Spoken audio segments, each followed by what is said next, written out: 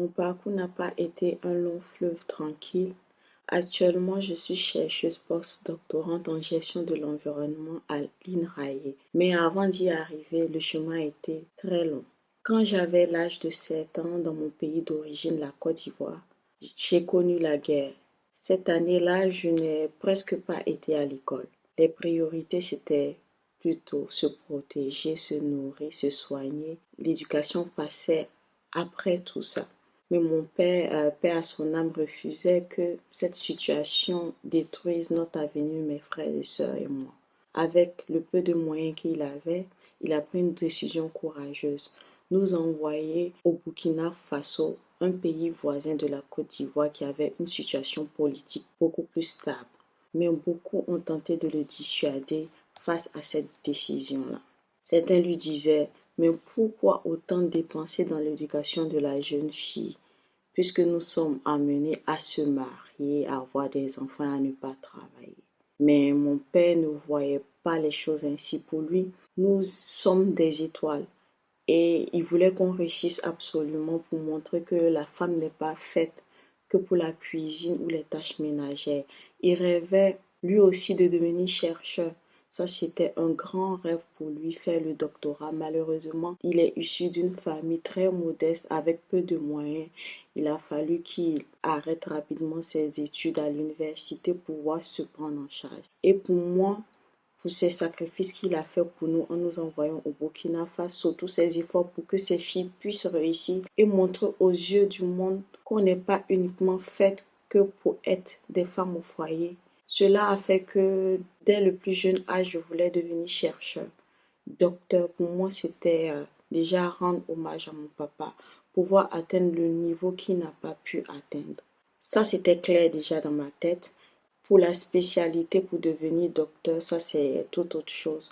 J'ai découvert que j'étais faite pour la gestion de l'environnement à partir de 2006, quand la Côte d'Ivoire a connu une autre crise qui était une catastrophe naturelle avec les déchets toxiques. Et là, j'ai commencé à m'intéresser plutôt aux problématiques environnementales. Pourquoi on parle de déchets toxiques? Quelle est la science qui permet de pouvoir réguler tout ça, protéger l'environnement? Et j'ai commencé à découvrir l'écotoxicologie. Quand j'ai découvert l'écotoxicologie, j'ai su que je voulais devenir docteur en écotoxicologie. J'ai poursuivi mes études dans cette direction-là. J'ai fait un bac scientifique, un cursus en biologie, santé environnementale et après me spécialiser en écotoxicologie pour devenir docteur comme mon papa l'a toujours rêvé. Aujourd'hui, je ressens plusieurs fiertés à la fois. D'abord, la fierté d'être une femme scientifique dans une société où pendant longtemps les femmes ont été cantonnées à un rôle domestique. Et la fierté d'avoir réalisé le rêve de mon père, tout en trouvant ma propre passion, c'est-à-dire la gestion de l'environnement, et contribuer à ma petite échelle en tant que chercheur pour trouver des solutions pour la planète. Quand je repense à ce chemin, je me dis que rien n'est écrit d'avance dans la vie et que même quand tout semble perdu, on peut toujours se relever, on peut apprendre, même lorsqu'on est transporté par les épreuves. C'est à partir de ces épreuves-là qu'on arrive à avoir encore beaucoup plus de force pour pouvoir affronter les difficultés. Qui aurait cru que cette petite fille issue de la guerre, qui a fait 1 an sans partir à l'école, aujourd'hui devienne chercheuse en sciences environnementales? Je pense que rien n'est impossible à celui qui le veut et on est capable d'y arriver tous.